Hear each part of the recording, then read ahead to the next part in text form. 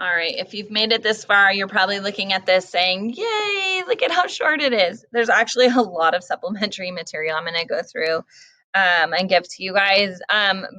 So I'm going to try to keep it short, though. I know this is hard. There's a lot to this here. All right, so right to privacy. This is just covering a couple pages in your book, but a couple things to consider is the idea, is there a right to privacy, right? So today's technologies raise key questions about ethics and the Constitution. So the Constitution does not specifically mention a right to privacy. The Supreme Court has said that is implied by several guarantees of the Bill of Rights. In 1928, Justice Brandeis called privacy, quote, the right to be left alone, end quote. Questions involving the right to privacy have centered on such diverse issues as abortion rights, the drafting of state laws to define death, technological developments like in vitro fertilization, frozen embryos, artificial insemination, and even the right to die, a patient's right to refuse treatment, or the right of the families of a guardian to exercise the patient's right when a patient is no longer able to communicate. So there is a lot here. All right, the Supreme Court first referred to the idea that the Constitution guarantees a right to privacy. It was in a 1965 case involving a Connecticut law that forbade contraceptives.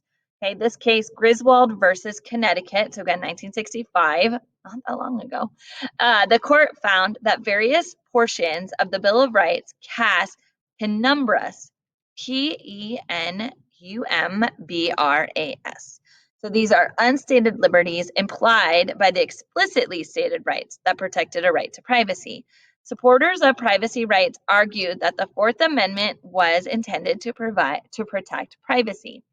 Critics of the ruling claimed the Supreme Court was inventing protections not specified by the Constitution.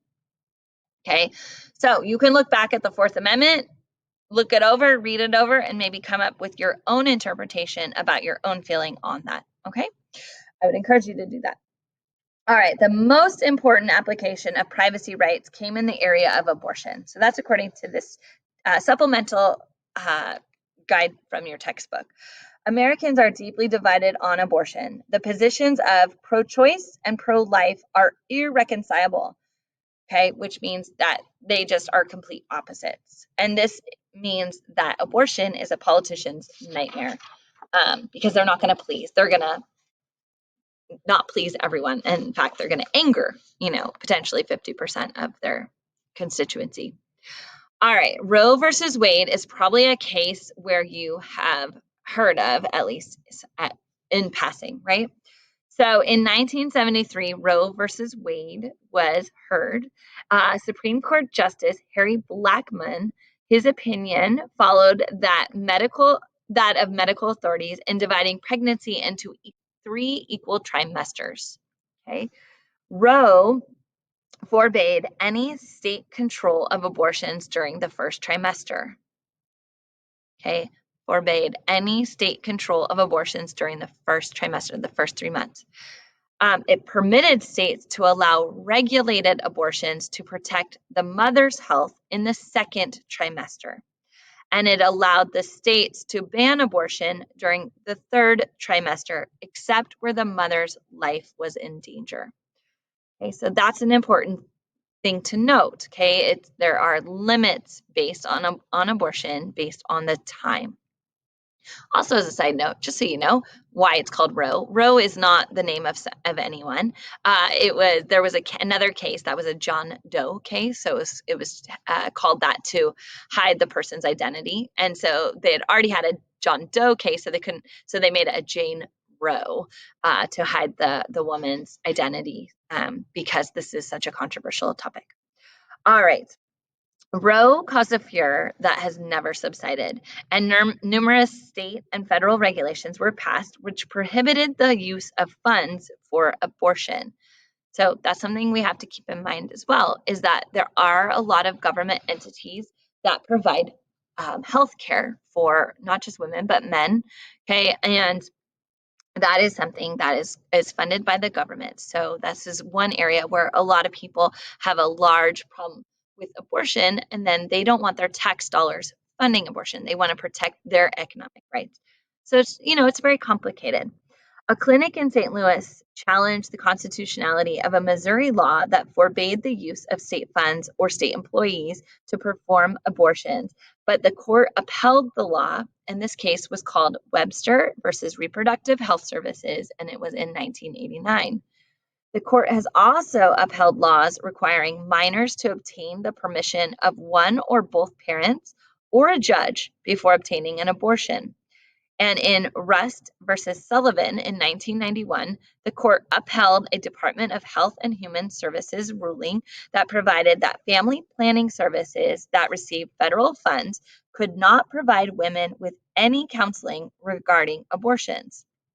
President Clinton lifted the ban on abortion counseling on his third day in office. So this, you can see, was very controversial, right? In 1992, the court changed its standard for evaluating restrictions on abortions from one of strict scrutiny, heard that term before, of any restraints on a fundamental right to one of undue burden that permits considerably more regulation. And that was the Planned Parenthood versus Casey case. Okay. In 1997, the court also upheld a 15-foot buffer zone. In another case, the court decided that abortion clinics could invoke the federal racketeering law to sue violent anti-abortion protest groups for damages. So what this means is that abortion clinics are granted a 15-foot buffer zone from protesters. They have to be held outside of that zone, and they also could sue protest groups that broke windows, set fires, things like that, in order to reclaim some of the cost, the money. In addition to, there could be criminal charges as well. Okay, in 2000, the court held in Steinberg versus Carhart that Nebraska's prohibition on partial birth abortions was unconstitutional because it placed an undue burden, so there's that term again, on women seeking an abortion by limiting their options to less safe procedures, and because the law provided no exception for cases where the health of the mother was at risk. Okay, so these are all really important concepts. Of course, you have a lot of people who feel very strongly about this, and everyone is entitled to their own opinion for sure. But there have been some court cases that have helped try to, I don't know how to say it, have tried to not streamline, but have tried to make it more clear as to what is acceptable under the law, okay, under this right to privacy, which is kind of a funny way to think about it. But that's how they do it. All right, short and sweet, guys. This one, let me find my cursor.